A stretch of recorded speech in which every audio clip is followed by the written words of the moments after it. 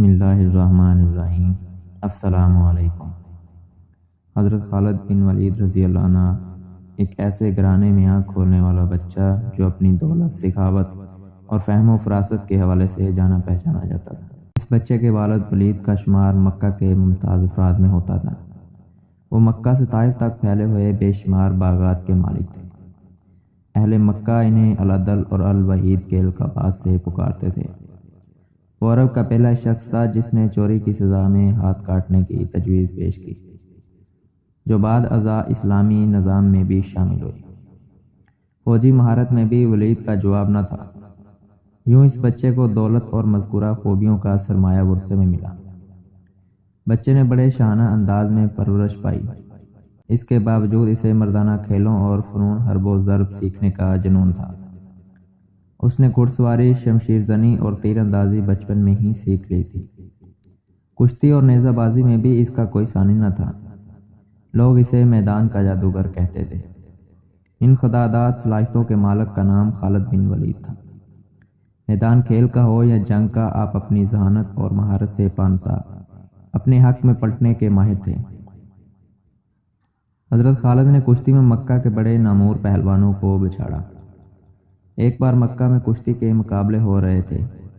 حضرت عمر فاروق، جن کا شمار شہر کے نامور کشتی لڑنے والوں میں ہوتا تھا، آپ کے مقابل تھے۔ دونوں ایک دوسرے کو بچھاڑنے کی بھرپور کوشش کر رہے تھے۔ مقابلہ کافی دیر سے جاری تھا اور فیصلہ نہیں ہو رہا تھا۔ اچانک حضرت خالد کا داؤ چل گیا۔ انہوں نے اپنے ماموزاد حضرت عمر فاروق کو اٹھا کر پٹکا، جس سے حضرت عمر فاروق کی پنڈلی کی ہڈی ٹوٹ گئی اور میدان حضرت خالد کے ہاتھ رہا۔ قبول اسلام سے پہلے حضرت خالد بن ولید اسلام کے سخت مخالف تھے۔ آپ اسلام اور مسلمانوں کو نقصان پہنچانے کی ہر ممکن کوشش کرتے اور میدان جنگ میں مسلمانوں کے خلاف پیش رہتے تھے۔ احد میں فتح یاب مسلمانوں کو شدید نقصان پہنچانے والے خالد بن ولید تھے۔ ذہانت، حاضر دماغی حالات کا تجزیہ کرنے اور جنگی حکمت عملی میں آپ کو کمال حاصل تھا۔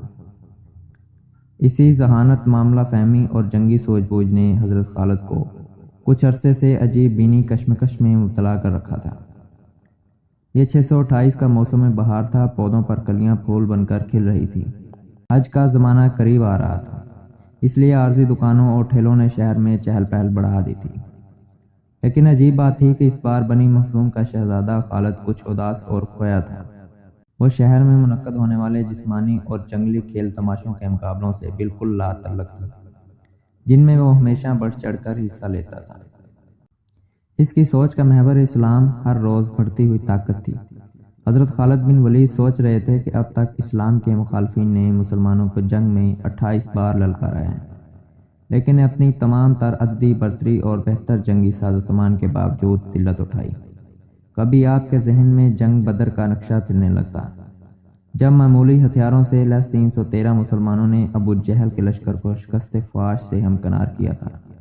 کبھی جنگ احد میں مسلمانوں کی ثابت قدمی اور جانساری آپ کی آنکھوں میں پھرنے لگتی، تو کبھی حضرت خالد چشم تصور سے مکہ کے ناقابل شکست پہلوان اذکار کو رسول اللہ کے ہاتھوں خاک چاٹتے ہوئے دیکھتے۔ آپ کا ذہن اور تجربہ بے سر و سامان مسلمانوں کی ان عظیم فتوحات کو سمجھنے سے قاصر تھا۔ کبھی آپ سوچتے کہ کیا مسلمانوں کے ساتھ کوئی غیبی طاقت ہے؟ کیا محمد صلی اللہ علیہ وآلہ وسلم واقعی اللہ کے رسول ہیں؟ اس کشمکش میں کئی ماہ گزر گئے۔ صلح حدیبیہ کو ایک برس بیت چکا تھا۔ معاہدہ کے مطابق رسول اللہ صلی اللہ علیہ وسلم اپنے جانساروں کے ساتھ عمرہ کے لیے مکہ میں داخل ہوئے۔